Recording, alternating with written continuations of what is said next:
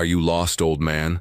The question came from a young Coast Guard officer, her silhouette framed by the imposing white superstructure of the cutter that loomed over the small, weathered fishing boat. She stood with her hands on her hips, mirrored sunglasses hiding her eyes but not her condescending smirk. Beside her, another crewman shifted his weight, looking bored and impatient. Arthur Jensen, 82 years of age, did not turn. His hands, gnarled by decades of salt and sun, remained steady on the tiller of his boat, the Sea Serpent. His gaze was fixed on the distant line where the blue of the Atlantic met the paler blue of the sky. He had seen that line from more decks than this young officer had days at sea. "License, registration, and safety equipment check." "Now," she commanded, her voice louder this time, as if speaking to someone hard of hearing or slow of mind. Her hand drifted down, resting casually on the holstered sidearm at her hip, a piece of practiced intimidation that felt entirely out of place in the gentle swell. The young officer, Ensign Davis, according to the name tag on her crisp uniform, let out an exasperated sigh. She saw a ramshackle boat, probably leaking, and an ancient mariner who was likely a danger to himself and others. She saw a nuisance, a disruption to her patrol schedule. She saw a problem to be managed, recorded, and filed away. She did not see the man. "Sir, I am not going to ask you again," Davis said, her tone hardening into a steel blade. "This is an official boarding inquiry. Your vessel matches the description of one reported operating erratically. Now, are you going to comply, or do I have to have my team come over there and assist you?" Arthur finally turned his head. His eyes, a pale faded blue like sea-washed glass, held no fear, no anger, not even annoyance. There was a deep, quiet stillness in them, the kind of calm that comes only from having stared into the maw of true chaos and seen it blink first. "My boat's not been operating erratically, Ensign," he said, his voice a low, gravelly rumble. "I'm fishing." "Fishing? For what?" The other crewman snorted. "There's nothing but sand sharks in this channel." Davis ignored her crewman's comment, her focus entirely on Arthur. "I'll be the judge of how your boat was operating. Now the paperwork, unless you don't have any." The insinuation was clear. He was either incompetent or illegal. From the bridge of the cutter Valiant, Chief Petty Officer Miller watched the interaction through a pair of binoculars. He was a 20-year man, with a face that looked like a chart of rocky coastlines and a gut feeling that was rarely wrong. Something about this entire situation was setting his teeth on edge. It wasn't the old man, it was his own officer. Davis was fresh from the academy, sharp as a tack on regulations but with all the interpersonal grace of a thrown anchor. She saw the world in black and white, violations and compliance. She didn't see the gray shades of experience that colored a man like the one in that boat. Down on the water, Arthur reached slowly into the small cabin of his boat and retrieved a waterproof pouch. He unzipped it with methodical slowness, his movements deliberate and unhurried. This seemed to infuriate Davis even more. "Is there a problem, sir? Are you able to follow my instructions?" she asked, her voice dripping with condescension. A small crowd was beginning to form. On the deck of the Valiant, more off-duty crew members had come out to watch the spectacle. A private yacht, a sleek vessel of gleaming fiberglass and chrome, had slowed its pace 100 yards off, its passengers watching with open curiosity. The scene was becoming a piece of public theater. Arthur pulled out his identification and the boat's registration, holding them up. Davis motioned for her crewman to prepare a small inflatable to go and retrieve them. "No," she said, changing her mind. "You'll bring them to me. Pull your vessel alongside." This was a clear power play. Maneuvering his small, single-prop boat against the massive, throbbing cutter in the choppy current was a difficult task for anyone, let alone an elderly man. It was a test designed to make him fail, to prove her point that he was unfit to be on the water. Arthur didn't argue. He simply worked the tiller and the throttle with an economy of motion that was almost artistic. The Sea Serpent danced over the waves, sliding neatly into place against the cutter's hull with a gentle bump that a novice would have turned into a collision. The display of seamanship was so precise, so effortless, that it was completely lost on Ensign Davis. Chief Miller, however, lowered his binoculars. That was no ordinary fisherman. You don't learn to handle a boat like that on weekend trips. That was muscle memory, carved into a man by thousands of hours in every kind of sea. A crewman lowered a basket. Arthur placed the documents inside. On the cutter's deck, Davis snatched them out and began to inspect them, her expression sour, as if hoping to find a flaw. "Arthur Jensen," she read aloud, then looked down at the boat's nameplate. The paint faded, but the letters still clear. "The Sea Serpent. Cute."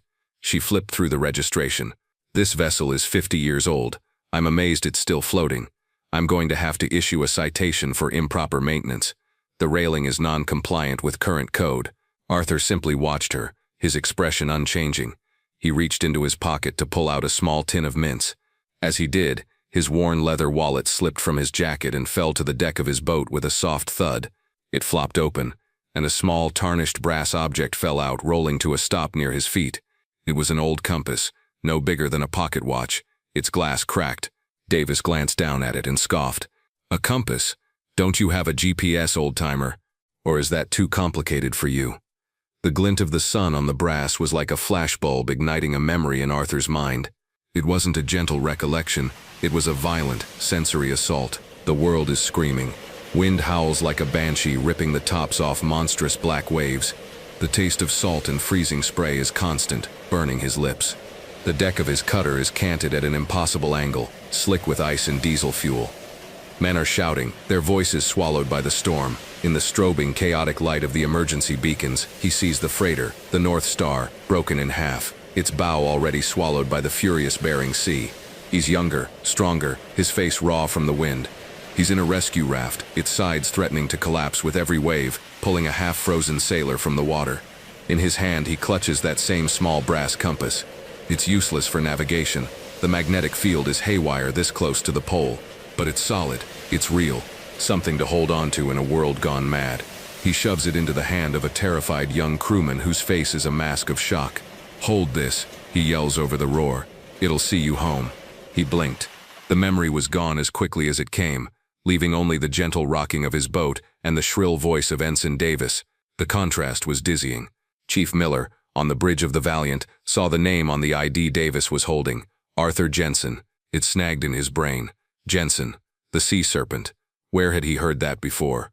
It was from one of the old stories, one of the legends the gray-haired instructors at A School used to tell, tales of iron men and wooden ships that the new generation treated as sea stories, not history. Davis was now losing all patience. "That's it, I'm done with this.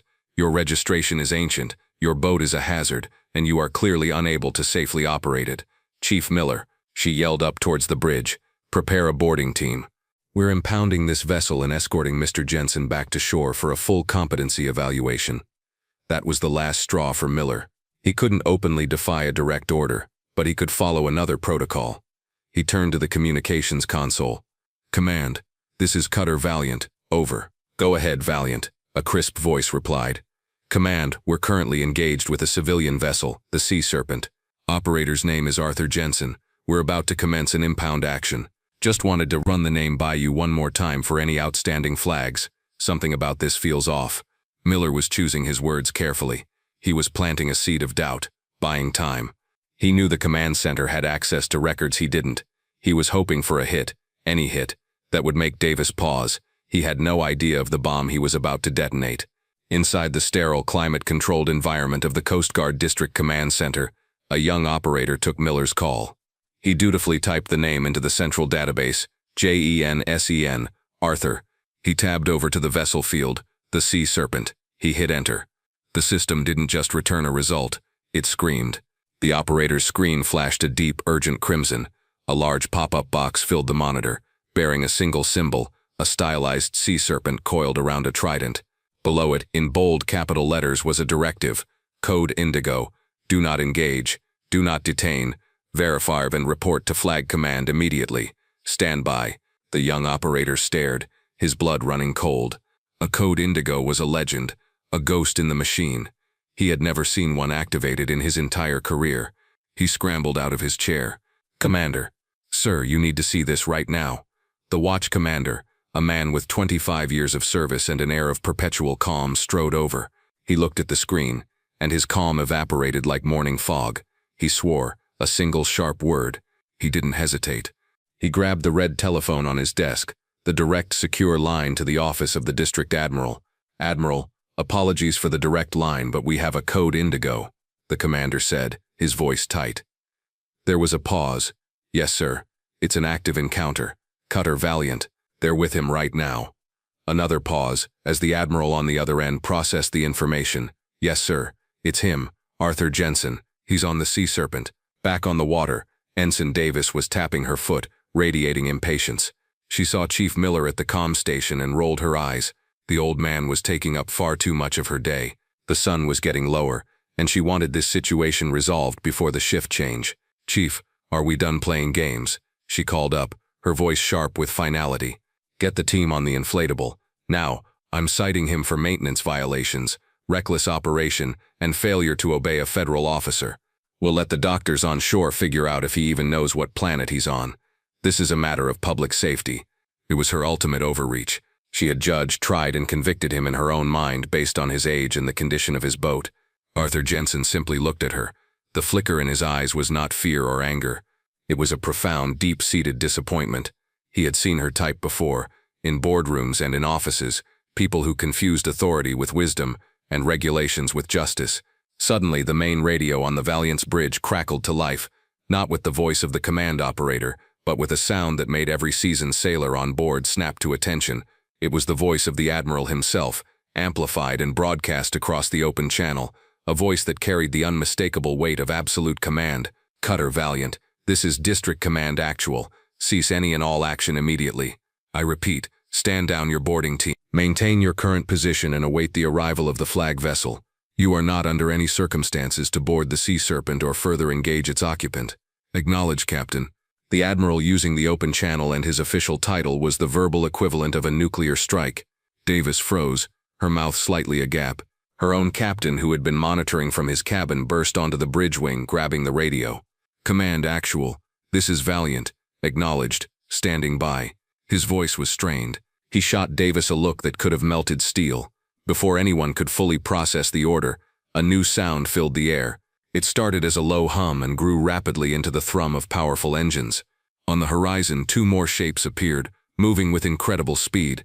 They weren't fishing boats. They were sleek, gray, fast response cutters, their bows throwing up massive white rooster tails of spray. Above them, a Dolphin helicopter swooped in, its rotors beating the air into a frenzy. The cavalry had arrived, and it had come in force. The lead vessel, clearly a command ship and larger than the Valiant, slowed as it approached, taking up a position that effectively shielded the small fishing boat. Its decks were lined with crew in dress uniforms. On the bridge wing, a figure stood, ramrod straight, his uniform crisp, the gold on his hat and shoulders gleaming in the afternoon sun. It was the District Admiral. The passengers on the nearby yacht were now all filming with their phones, realizing they were witnessing something far beyond a routine stop. The Admiral raised a pair of binoculars, but he didn't look at the Valiant or its confused and terrified ensign. He focused them solely on the old man in the little boat. He lowered them, picked up a loudspeaker, and his voice boomed across the water, formal and resonant with respect. "Admiral Jensen, sir." He then snapped the most perfect, razor-sharp salute Arthur had seen in 30 years. On the decks of all three cutters, a chain reaction occurred. The captain of the Valiant saluted. Chief Miller saluted. The crews on the response boat saluted. The pilot of the helicopter dipped the aircraft's nose in a gesture of aerial respect. Over 100 uniformed personnel on the water and in the air were holding a salute to the quiet old man in the weathered fishing boat. The only sounds were the thrum of the engines and the chop of the rotor blades. Ensign Davis stood frozen, a statue of disbelief. Her world had just been turned upside down and shaken empty. The old-timer, the hazard, the incompetent man she was about to arrest was being saluted by a fleet. The Admiral's voice came over the loudspeaker again, no longer just a command but a lesson for everyone listening. "For those of you who may not be aware," he began, his voice ringing with pride, "you are in the presence of retired Vice Admiral Arthur the Serpent Jensen, recipient of the Coast Guard Cross for extraordinary heroism during the sinking of the freighter North Star in the Bering Sea, 1988. In a force 10 gale and 0 visibility, then Commander Jensen and his crew saved 17 souls from freezing waters after the ship broke apart. He personally entered the water multiple times. The boat he commands today, the Sea Serpent, was his first command. A patrol boat he personally saved from decommission." The Admiral paused, letting the weight of the words sink in. He has forgotten more about the sea than most of us will ever learn. Show some respect. The collective gaze of the crews shifted from Arthur to Ensign Davis, whose face had gone from pale to chalk white. The Admiral's gaze finally found her. His voice dropped, losing all its warmth and becoming as cold and hard as sea ice. "Ensign, you will report to my vessel, immediately." He didn't need to yell. The quiet command was devastating. He then looked up at the Valiant's bridge. "Chief Miller, you have the get this cutter back on its patrol route." "Aye, Admiral," Miller said, his own voice thick with emotion. As a Zodiac was lowered to transfer the disgraced ensign, the Admiral turned his attention back to Arthur, his expression softening into that of a friend. "Art, you old sea dog. You were supposed to call me when you got into port, not cause an international incident." For the first time all afternoon, Arthur Jensen smiled. It was a wide, genuine smile that crinkled the corners of his eyes. "They were just doing their jobs, Tom," he said, his voice carrying easily across the water. "Maybe a little. A ship's only as good as its crew, and a crew's only as good as its training. Looks like you've got some training to do." "The Admiral," Tom chuckled. His eyes fell on the tarnished brass compass still sitting on the deck of the Sea Serpent. "Still got the old lyre, I see," he said, a note of deep affection in his voice. The sun glinted off the brass once more. Another flash, another memory. The Bering Sea. The storm.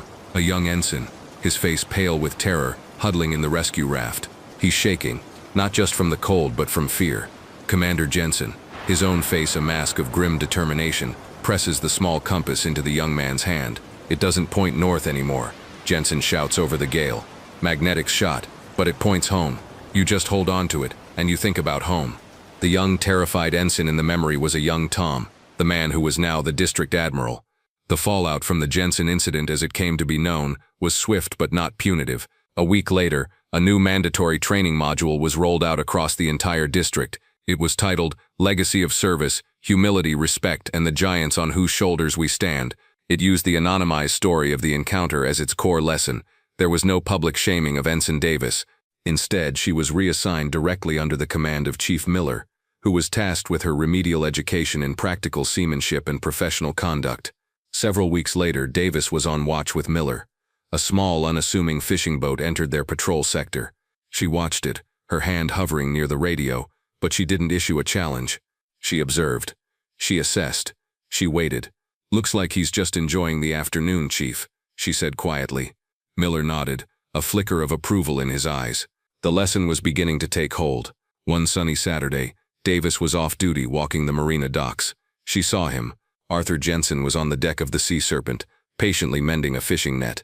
She froze, her heart pounding. She could have turned and walked away. No one would have known, but she didn't. She took a breath and walked down the pier, stopping at the edge of his slip. He looked up from his work, his pale blue eyes meeting hers. He didn't say anything, just waited. "Admiral, sir," she began, her voice barely a whisper. I wanted to apologize for my conduct. There was no excuse." Arthur Jensen looked at her for a long moment, then gave a slow, deliberate nod. "The sea has a way of teaching us all humility, Ensign," he said, his voice gentle.